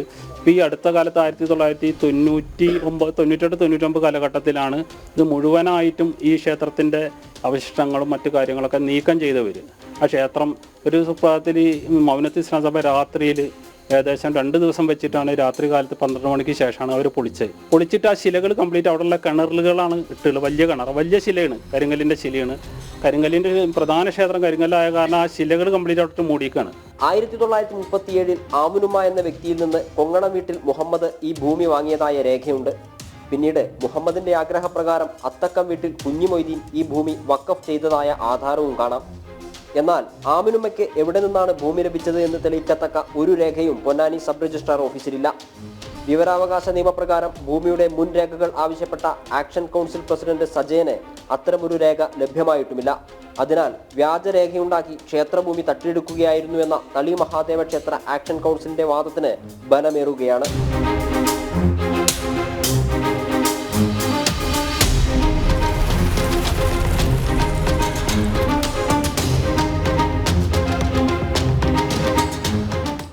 അതേസമയം പഞ്ചായത്തിന്റെയും ടൗൺ പ്ലാനറുടെയും അനുവാദമില്ലാതെയാണ് മൗനത്തുൽ ഇസ്ലാം സഭ മസ്ജിദിന്റെ നിർമ്മാണം നടത്തിയത്. നിർമ്മാണം നടന്നുകൊണ്ടിരിക്കെ പരാതി വന്നതിനെ തുടർന്ന് Maranchery panchayat secretary stop memo ഉത്തരവിറക്കുകയും അതിനെതിരെ അടിയന്തര നടപടിയെടുക്കണമെന്ന് ആവശ്യപ്പെട്ട് പോലീസിൽ അറിയിപ്പ് നൽകുകയും ചെയ്തിരുന്നു. അത് സംബന്ധിച്ച ഉത്തരവ് മൗനത്തുൽ ഇസ്ലാം സഭാ ഭാരവാഹികൾക്കും അയച്ചു. എന്നാൽ നിർമ്മാണം തുടരുകയും അത് പൂർത്തീകരിക്കുകയും ചെയ്തിരിക്കുകയാണിപ്പോൾ. എന്നാൽ ക്ഷേത്രഭൂമി വിട്ടുകിട്ടുന്നതുവരെ നിയമപോരാട്ടം തുടരുമെന്നാണ് ആക്ഷൻ കൗൺസിൽ പറയുന്നത്. ജനം, മലപ്പുറം. മുൻപത്തേത് വഖഫ് ഭൂമി തന്നെയെന്ന് സമസ്ത മുഖപത്രം. വഖഫ് ഭൂമി അഡ്ജസ്റ്റ്മെന്റുകൾക്കുള്ളതല്ലെന്ന് SYS സെക്രട്ടറിയുടെ ലേഖനത്തിൽ. മുസ്ലിം സംഘടനകളുടെ യോഗത്തിലെ തീരുമാനം ആശങ്കയുണ്ടാക്കുന്നുവെന്ന് മുസ്തഫ മുണ്ടുപാറ. അതേസമയം വഖഫ് കൈയേറ്റത്തെ പിന്തുണച്ച് സമസ്ത സെക്രട്ടറി ഉമർ ഫൈസി മുക്കവും രംഗത്തെത്തിയിരുന്നു. വഖഫ് ഭൂമി കൈമാറ്റം ചെയ്യാൻ പാടില്ലെന്നും പരാമർശം. വഖഫിന്റെ സ്വത്തെ വഹാബികൾ വിറ്റുവന്നു. ഇവർക്ക് എന്ത് ഹലാലാറാമുള്ളത്? അതാപ്പാടെ നടക്കുന്ന പ്രശ്നം മനസ്സിലാക്കണം. അവിടെ റിസോർട്ടുകാരുണ്ട്, ഒരുപാട് റിസോർട്ടുകാർ, 60ഓളം റിസോർട്ടുകൾ അവിടെ ഉണ്ട്, വലിയ കുംഭകോണക്കാർ. അവരാണ് ഇപ്പോൾ ഇവിടെ സമയത്തിന് വേണ്ടി ഇവരെ ഇറക്കിയിരിക്കുന്നത്. ചിലരൊക്കെ അതൊക്കെ മറ്റു പലരും കയറി കൂടിയതല്ലേ എന്നുള്ളതൊക്കെ കയറി കൂടിയതാ. ഈ ഒരു വസ്തു വഖഫ് സ്വത്താണെന്ന കാര്യത്തിൽ ഒരു തർക്കമില്ല. എൻ്റെയും എൻ്റെ കുടുംബത്തിൻ്റെയും പരലോകഗുണത്തിന് വേണ്ടി വഖഫാക്കിയെന്ന് ആവർത്തിച്ച് വീണ്ടും പറയുന്നുണ്ട്. വഖഫ് ആധാരത്തിൽ വഖഫ് എന്ന് എഴുതിയിരിക്കുന്ന അർത്ഥം ആർക്ക് പരിശോധിച്ചാലും അറിയാം. ഞാനത് പരിശോധിച്ചതാ. വഖഫ് എന്ന് 2 വട്ടം എഴുതിയിട്ടുണ്ട് അതിൽ. അങ്ങനത്തെ വഖഫ് ആധാരമുള്ളതാണ് ഈ വഖഫ് സ്വത്ത്. അവരങ്ങോട്ട് ഇറക്കി വിട്ടാൽ അവർ റോട്ടിലേക്ക് പോകാനൊന്നും പറ്റൂല. അവർ പരിഹരിക്കണം. അതിനെന്ത് വേണമെന്ന് ചോദിച്ചാൽ ഈ കോളേജ് കമ്മിറ്റിൻ്റെ ഹാബികളുണ്ടല്ലോ, ആ ഹാബികളോട് അതിൻ്റെ നഷ്ടപരിഹാരം വാങ്ങിക്കൊടുത്തുകൊണ്ട് വേറെ സ്ഥലത്തുണ്ടാക്കണം, കുടിയിരുത്തണം. അവരെ വഖഫ് ഭൂമി ഒഴിഞ്ഞു കൊടുക്കണം. വഖഫ് ഭൂമി ഒഴിഞ്ഞു കൊടുക്കണ്ടേ? കാരണം അത് വഖഫല്ലേ, വിൽക്കാൻ പറ്റില്ലല്ലോ. അത് ഇവർക്ക് പറഞ്ഞാൽ മനസ്സിലാവുമല്ലോ. ശരീഅത്ത് പിന്തുടരുന്ന തീവ്ര മതരാഷ്ട്രമായി ബംഗ്ലാദേശ് മാറി. മതേതരമെന്ന വാക്ക് ഭരണഘടനയിൽ നിന്ന് ഒഴിവാക്കുമെന്ന് അറ്റോർണി ജനറൽ. 90% മുസ്ലിങ്ങളുള്ള രാജ്യം മതേതരമല്ലെന്നും അറ്റോർണി ജനറൽ. ബംഗ്ലാദേശ് ഹിന്ദു സമൂഹം ആശങ്കയിലാണ്. ഷെയ്ഖ് ഹസീന സർക്കാർ 2011 നടത്തിയ 15ാം ഭരണഘടനാ ഭേദഗതിയുടെ സാധുത ചോദ്യം ചെയ്തുള്ള ഹർജി പരിഗണിക്കവെയാണ് അറ്റോർണി ജനറൽ മുഹമ്മദ് അസാദ് ഉസ്മാൻ നിലപാട് വ്യക്തമാക്കിയത്. മതേതരത്വം, സോഷ്യലിസം, ബംഗ്ലാ നാഷണലിസം എന്നിവ ഭരണഘടനയിൽ നിന്നും ഒഴിവാക്കണമെന്ന് അറ്റോർണി ജനറൽ വാദിച്ചു. 90%-ലധികം മുസ്ലിങ്ങളുള്ള രാജ്യം എങ്ങനെ സെക്യുലർ രാഷ്ട്രമാകുമെന്നാണ് അറ്റോർണി ജനറലിന്റെ ചോദ്യം. ബംഗ്ലാദേശിന്റെ രാഷ്ട്രപിതാവായി ഷെയ്ഖ് മുജീബുർ റഹ്മാനെ വിശദീകരിക്കുന്ന ഭരണഘടനയിലെ ഭാഗങ്ങൾ ഒഴിവാക്കണമെന്നും അറ്റോർണി ജനറൽ ആവശ്യപ്പെടുന്നു. നോബൽ ജേതാവ് മുഹമ്മദ് യൂനിസിന്റെ നേതൃത്വത്തിലുള്ള ഇടക്കാല സർക്കാരിന്റെ നിലപാടാണ് അറ്റോർണി ജനറൽ കോടതിയിൽ പറഞ്ഞത്. 1972-ൽ ഷെയ്ഖ് മുജീബുർ റഹ്മാന്റെ കാലത്ത് രൂപപ്പെട്ട ബംഗ്ലാദേശ് ഭരണഘടനയിൽ മതേതരത്വമുണ്ടായിരുന്നു. എന്നാൽ മുജീബുർ റഹ്മാന് ശേഷം വന്ന പട്ടാള മേധാവി സിയാഉർ റഹ്മാനാണ് ഭരണഘടനയിലെ മതേതരത്വം ഒഴിവാക്കുകയും ബംഗ്ലാദേശിന്റെ ഔദ്യോഗിക മതമായി ഇസ്ലാമിനെ പ്രഖ്യാപിക്കുകയും ചെയ്തത്. 2011-ൽ അവാമി ലീഗ് സർക്കാർ 15ാം ഭരണഘടനാ ഭേദഗതിയിലൂടെ മതേതരത്വം, സോഷ്യലിസം, ദേശീയത എന്നിവ ഭരണഘടനയിൽ പുനഃസ്ഥാപിച്ചു. ഇസ്ലാമിക ഭീകര സംഘടനയായ ജമാഅത്തെ ഇസ്ലാമിയുടെ പിന്തുണയുള്ള മുഹമ്മദ് യൂനിസ് ഭരണകൂടം മതേതരത്വത്തെ വീണ്ടും ഒഴിവാക്കി ബംഗ്ലാദേശിനെ തീവ്ര ഇസ്ലാമിക രാഷ്ട്രമാക്കാനുള്ള നീക്കം നടത്തുകയാണ്. ജനം, ഡൽഹി. മഞ്ഞപ്പിത്ത വ്യാപനത്തെ തുടർന്ന് ആരോഗ്യ വിഭാഗത്തിന്റെ നേതൃത്വത്തിൽ കോഴിക്കോട് ബീച്ചിലെ തട്ടുകടകളിൽ പരിശോധന നടത്തുന്നു. തത്സമയ ദൃശ്യങ്ങൾ കൂടി കാണാം. ദിസ്ന സുരേഷ് ചേരുന്നു വിവരങ്ങളുമായി. ദിസ്ന, എന്താണ് സംഭവിക്കുന്നത്? എത്രത്തോളം വലിയ ഒരു ടീമാണ് ഈ പരിശോധനയിലുള്ളത്? എന്തെങ്കിലും കണ്ടെത്താനായോ?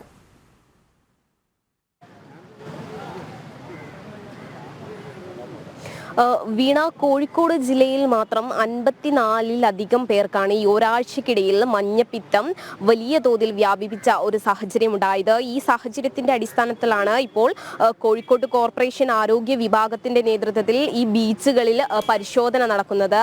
അതിൽ പ്രധാനമായും ബീച്ചിലെ തട്ടുകടകൾ കേന്ദ്രീകരിച്ചാണ് പരിശോധനകൾ നടക്കുന്നത്. അതിൽ ഇവിടുത്തെ, അതായത് വിനോദസഞ്ചാരികൾ ഉൾപ്പെടെയുള്ള ആളുകൾ ഏറ്റവും അധികം ആശ്രയിക്കുന്നതാണ് കോഴിക്കോട്, അല്ലെങ്കിൽ വിനോദസഞ്ചാര സഞ്ചാരത്തിനായി ആളുകൾ ഏറ്റവും കൂടുതൽ സമയം ചെലവഴിക്കുന്നത് ഈ കോഴിക്കോട് ബീച്ചിലാണ്. ബീച്ചിലെ ഭക്ഷണ പദാർത്ഥങ്ങൾ അടക്കമുള്ള വസ്തുക്കൾ പരിശോധിച്ചിട്ടുണ്ട്. വ്യക്തമായ നടപടി ഉണ്ടാകുമെന്ന് തന്നെയാണ് ആരോഗ്യ വിഭാഗത്തിന്റെ ഭാഗത്ത് നിന്ന് നമുക്ക് അറിയാൻ കഴിഞ്ഞിട്ടുള്ളത്. മാത്രമല്ല നമുക്ക് അറിയാം ഈ ബീച്ച് പുനർനവീകരണം നടക്കുന്നുണ്ട്. അതിന്റെ ഭാഗമായി ഒക്കെ തന്നെയും ഈ പ്രദേശത്ത് ഈ കടകളൊക്കെ തന്നെയും തീരത്തോട് ചേർന്നാണ് ഇപ്പോൾ നിലനിൽക്കുന്നത്. അതിനു മുകളിലായി ഷീറ്റ് ഉപയോഗിച്ച് നിർമ്മിച്ച തട്ടുകടകളുടെ ഷീറ്റൊക്കെ തന്നെയും പൊളിച്ചു മാറ്റുന്ന ഒരു സമീപനമാണ് ആരോഗ്യ വകുപ്പ് ഇപ്പോൾ എടുത്തിട്ടുള്ളത്. അതുകൂടാതെ തന്നെ ഈ ഐസുരന്തി പോലെയുള്ള പാനീയങ്ങൾക്കായി ഉപയോഗിക്കുന്ന ഐസുകളൊക്കെ തന്നെയും പരിശോധിച്ചിട്ടുണ്ട്. പരിശോധനയിൽ ചില കടകളൊക്കെ അടച്ചുപൂട്ടുവാനുള്ള തീരുമാനത്തിലേക്കാണ് ഇപ്പോൾ ആരോഗ്യ വിഭാഗം എത്തിയിട്ടുള്ളത് എന്ന് തന്നെയാണ് നമുക്ക് അറിയാൻ കഴിഞ്ഞിട്ടുള്ളത്. അവർ പറഞ്ഞത് അവരൊരു കാർഡ് ആരോഗ്യ വിഭാഗത്തിന്റെ നേതൃത്വത്തിൽ പരിശോധനയിൽ വ്യക്തമായ കാര്യങ്ങൾ ഒരു കാർഡ് ഉൾപ്പെടുത്തി നൽകും.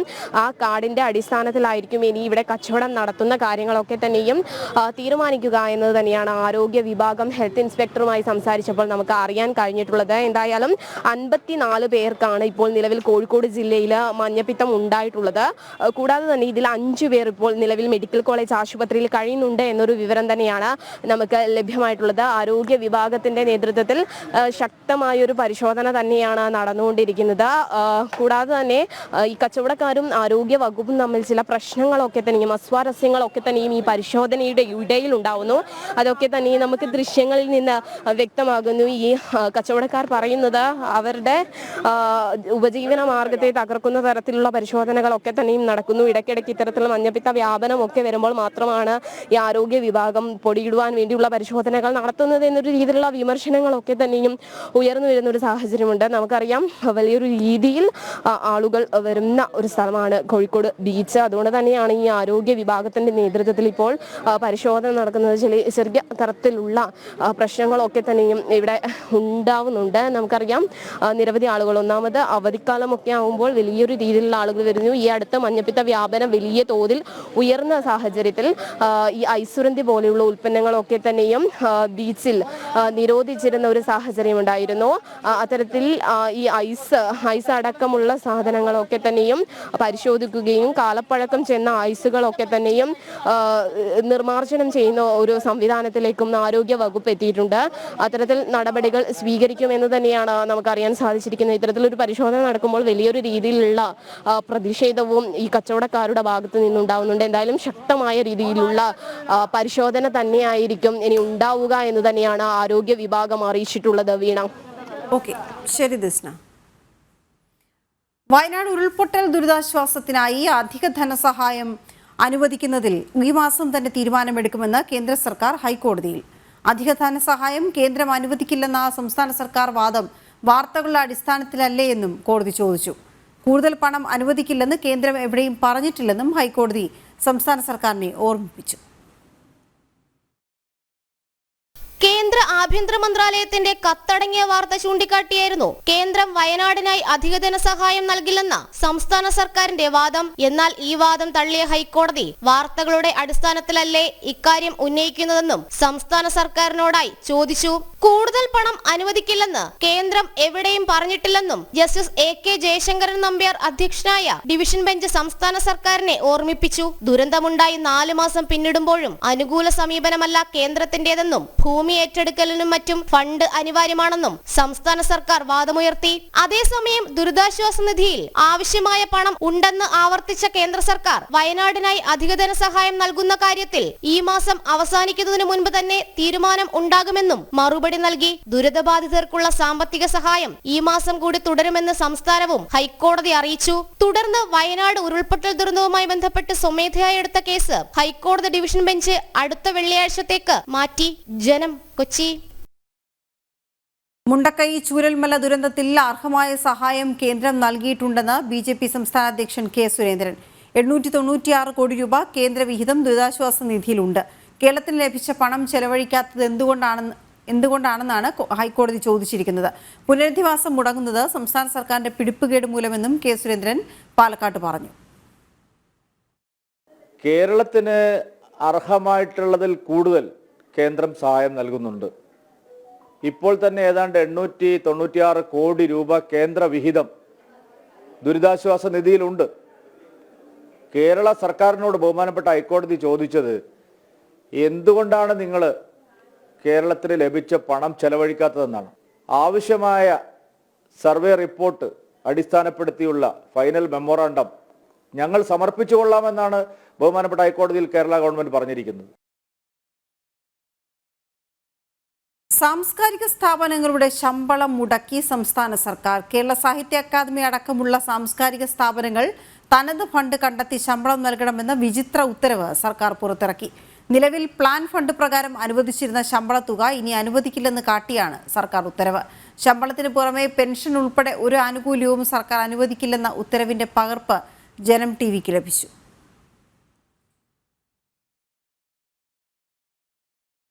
മഞ്ഞപ്പിത്ത രോഗ ആശങ്കയിൽ കോഴിക്കോട് ജില്ലയിൽ സെപ്റ്റംബർ മുതൽ ഉയർന്ന രോഗനിരക്ക് ഇതുവരെയും കുറഞ്ഞിട്ടില്ല.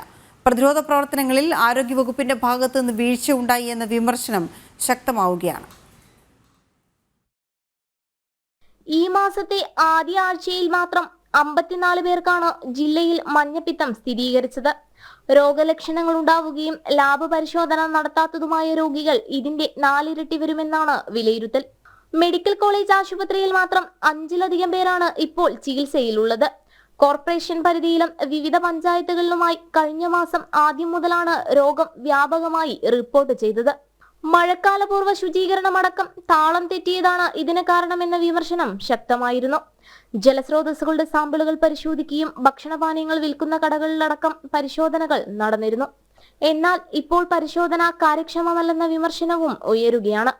ശുചിത്വമല്ലാത്ത ഭക്ഷണപാനീയങ്ങളാണ് രോഗബാധയിലേക്ക് നയിക്കുന്നതെന്നാണ് ആരോഗ്യ വിഭാഗവും കോർപ്പറേഷൻ അധികൃതരും പറയുന്നത്. എന്നാൽ അധികൃതരുടെ ഭാഗത്തു നിന്ന് നടക്കുന്ന പരിശോധനകൾ പ്രഹസനമെന്നാണ് വിലയിരുത്തൽ. ജനങ്ങളുടെ ആശങ്ക പരിഹരിക്കാൻ അടിയന്തര നടപടി വേണമെന്ന ആവശ്യവും ശക്തമാണ്. ജനം, കോഴിക്കോട്. PV അൻവർ MLA-ക്കെതിരെ ക്രിമിനൽ അപകീർത്തി കേസ് നൽകി മുഖ്യമന്ത്രിയുടെ political secretary P. Sasi. Thalassery, Kannur കോടതികളിലാണ് കേസ് ഫയൽ ചെയ്തിരിക്കുന്നത്. അൻവർ ഉന്നയിച്ച ആരോപണങ്ങൾ പിൻവലിച്ച് മാപ്പ് പറയണമെന്ന് ശശി വക്കീൽ നോട്ടീസ് അയച്ചിരുന്നു. ഇതിന് അൻവർ മറുപടി നൽകാത്തതിനെ തുടർന്നാണ് നടപടി. PV അൻവറിന് പിന്നിൽ അധോലോക സംഘങ്ങളാണെന്ന് P. ശശി ആരോപിച്ചു. വിവിധ സമയങ്ങളിലായി P. ശശിക്കെതിരെ അൻവർ 16 ഗുരുതര ആരോപണങ്ങൾ ഉന്നയിച്ചിരുന്നു. ആരോപണങ്ങൾക്കെതിരെ ശശി നിയമ നടപടിയും സ്വീകരിച്ചിരുന്നു. കഴിഞ്ഞ ഒക്ടോബർ 3-ന് അൻവറിനെതിരെ വക്കീൽ നോട്ടീസും അയച്ചിരുന്നു. ഈ ആരോപണങ്ങൾ പിൻവലിച്ച് മാപ്പ് പറയണമെന്നായിരുന്നു ആവശ്യം. നോട്ടീസിന് മറുപടി നൽകാത്ത സാഹചര്യത്തിലാണ് ക്രിമിനൽ നടപടിയുമായി P. ശശി മുന്നോട്ട് പോകുന്നത്. PV അൻവറിന് പിന്നിൽ അധോലോക സംഘങ്ങളെന്ന് P. ശശി ആരോപിച്ചു. സർക്കാരിന്റെ നീക്കങ്ങളിൽ ഇവർ അസ്വസ്ഥരെന്നും മുഖ്യമന്ത്രിയെ ലക്ഷ്യമിട്ടാണ് തനിക്ക് നേരെയുള്ള അക്രമമെന്നും അദ്ദേഹം വ്യക്തമാക്കി. ഇല്ലാത്ത കാര്യങ്ങൾ തൻ്റെ ആവശ്യത്തിന് വേണ്ടി കെട്ടിച്ചമച്ചു. അത് അപവാദ പ്രചരണമായിട്ട് ഉപയോഗിക്കുക. അത് പ്രചരിപ്പിക്കുന്നതിൻ്റെ ഭാഗമായിട്ട് CPM സംസ്ഥാന സെക്രട്ടറിക്ക് ഒരു കത്തെഴുതും. ആ കത്ത് അദ്ദേഹം പരസ്യമായിട്ട് പൊതുജന മധ്യത്തിൽ 10-16 ആരോപണങ്ങൾ ഉന്നയിക്കുകയാണ്. അതെല്ലാം അടിസ്ഥാനരഹിതമായ കാര്യങ്ങൾ. അപ്പോൾ വസ്തുതാവിരുദ്ധമായ കാര്യങ്ങൾ പറഞ്ഞ് ഇതെല്ലാം നിഷേധിക്കണം എന്നാവശ്യപ്പെട്ടുകൊണ്ട് അദ്ദേഹത്തിന് നോട്ടീസ് അയച്ചു. പിന്നെയും കാര്യങ്ങൾ പറയുകയുമാണ് അദ്ദേഹം ചെയ്തത്. അതുകൊണ്ട് തന്നെ ഈ ഗുരുതരമായി കുറ്റം ചെയ്തിരിക്കുന്ന MLA അൻവറിനെതിരായിട്ട് അദ്ദേഹത്തെ ഈ കോടതിയിൽ കൊണ്ടുവരിക എന്ന് പറയുന്നത് കൂടി ലക്ഷ്യം വെച്ചുകൊണ്ട് ഒരു പെറ്റീഷൻ ഫയൽ ചെയ്തു. ബാക്കി കോടതിയും നിയമവും തീരുമാനിക്കും. ഇപ്പോൾ രാഷ്ട്രീയമായിട്ട് അധപ്പതിച്ചു കഴിഞ്ഞാൽ പിന്നെ വ്യക്തിപരമായിട്ട് ആക്ഷേപം പറഞ്ഞ് നിലനിൽക്കാൻ കഴിയുമെന്നുള്ള ശ്രമമാണ് അദ്ദേഹം നടത്തിക്കൊണ്ടിരിക്കുന്നത്. ഇതിൻ്റെ പിന്നിൽ ഒരുപാട് അധോലോക സംഘങ്ങളുണ്ട്. മുഖ്യമന്ത്രി ആക്രമിക്കുക, അതുപോലെ തന്നെ മുഖ്യമന്ത്രിയുടെ ഓഫീസിനെ ആക്രമിക്കുക, മുഖ്യമന്ത്രിയുടെ കുടുംബത്തെ ആക്രമിക്കുക എന്ന് പറയുന്ന മാധ്യമ ശ്രദ്ധ പിടിച്ചു പറ്റി നിലനിന്ന് പോകാൻ വേണ്ടിയിട്ടുള്ള നിലനിൽപ്പിന്റെ ഭാഗം. P. ശശിക്കെതിരെ വാർത്താ സമ്മേളനങ്ങളിലും പരിപാടികളിലും അൻവർ വലിയ രീതിയിലുള്ള ആരോപണങ്ങളാണ് ഉന്നയിച്ചിരുന്നത്. CPM സംസ്ഥാന സെക്രട്ടറി MV ഗോവിന്ദന് നൽകിയ കത്തും പുറത്തുവിട്ടിരുന്നു. സാമൂഹ്യ മാധ്യമങ്ങളിൽ ഉൾപ്പെടെ പങ്കുവച്ച കത്തും പിൻവലിക്കണമെന്നും ശശി ആവശ്യപ്പെട്ടിരുന്നു. ഇതിന് മറുപടിയില്ലാത്ത സാഹചര്യത്തിലാണ് കേസ് കൊടുത്തത്. ജനം, കണ്ണൂർ.